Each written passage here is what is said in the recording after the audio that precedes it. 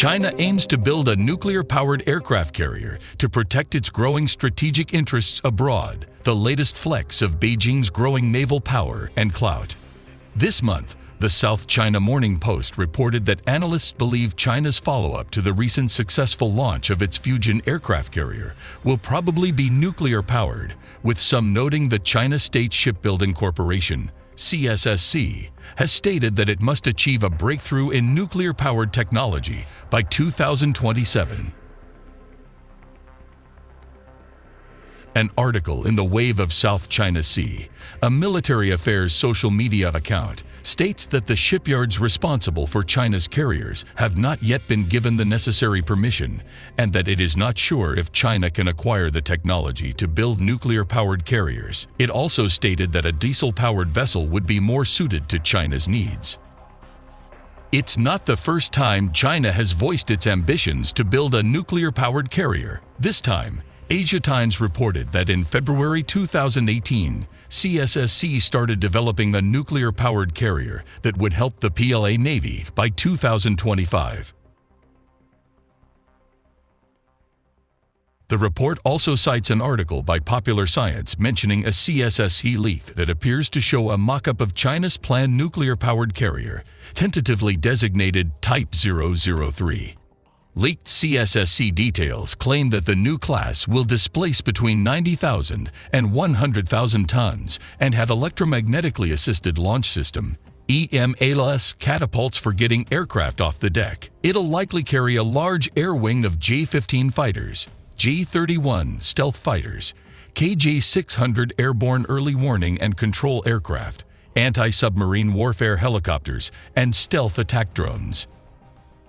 China's nuclear-powered carrier, partnered with Type 055 cruisers and next-generation submarines, would have the potential to become a formidable force for global missions. Such specifications put China's planned nuclear carrier at par with current U.S. supercarriers, at least on paper.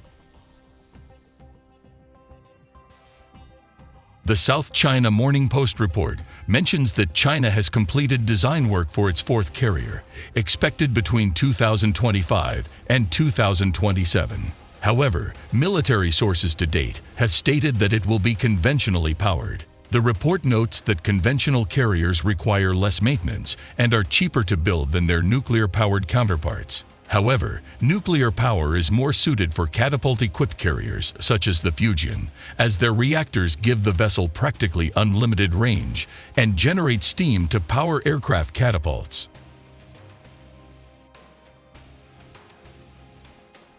The Fujian is China's first carrier to feature an electromagnetic launch system, EMALS, which uses powerful electromagnets rather than steam catapults to launch aircraft. EMALS is said to be gentler on airframes, potentially reducing maintenance downtime and increasing service life, and allows the Fujian to launch fighters carrying more fuel and weapons or heavier types of aircraft.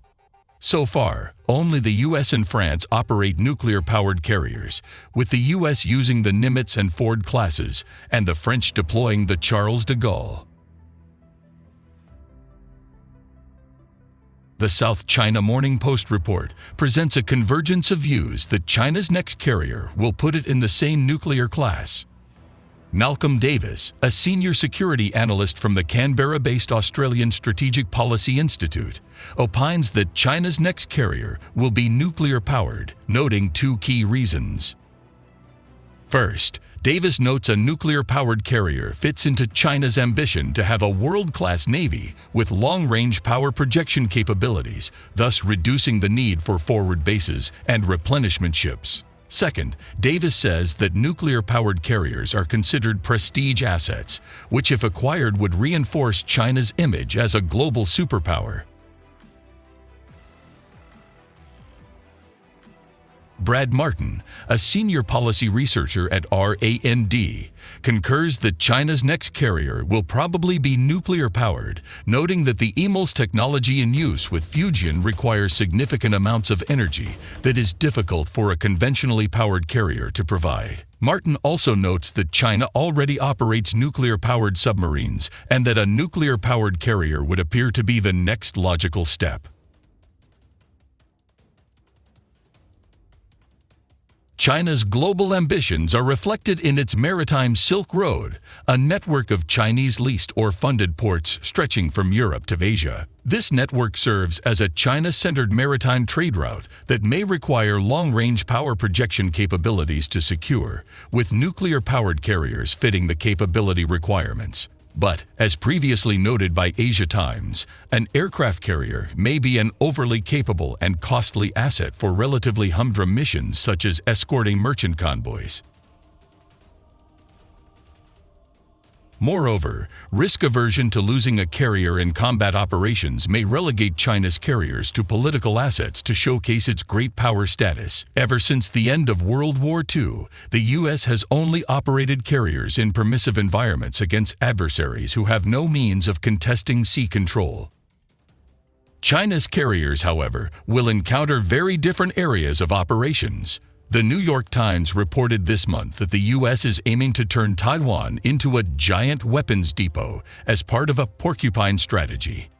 That strategy, the report says, involves numerous but highly mobile, dispersed and survivable weapons such as anti-ship missiles, man-portable air defense systems, manpads, naval mines, and surface-to-air missiles, SAM, that can survive China's initial strikes and inflict severe casualties on an invasion force while putting China's prized aircraft carriers at risk. The U.S. has substantial capabilities to break a potential Chinese blockade of Taiwan. This month, Nikkei cited Admiral Samuel Paparo, commander of the U.S. Pacific Fleet, as saying that the U.S. can break China's blockade of Taiwan, referencing America's nuclear submarine fleet and other undersea warfare capabilities. In a Taiwan conflict scenario, it is plausible that China is aiming for a 6-carrier navy, with its 3 fleets operating 2 carriers. That would follow the Royal Navy model where one carrier would be on deployment while the other is undergoing maintenance, refit, and crew training. In such a Taiwan scenario, carrier battle groups from China's North Sea Fleet, East Sea Fleet, and South Sea Fleet would perform flanking maneuvers in the Miyako Strait, Taiwan Strait, and Bashi Channel to enforce a blockade of Taiwan. In one view, analysts believe conventional carriers would be better suited to China's needs in a conflict over nearby Taiwan due to the short distances involved. Even so, a nuclear-powered carrier would still be a powerful asset for China should it decide to build such a warship. Specifically, a nuclear-powered carrier can reduce the need to break off operations to refuel and resupply, increase sortie rates by China's combat aircraft, and strengthen China's blockade of Taiwan compared to conventionally powered vessels by providing a persistent presence.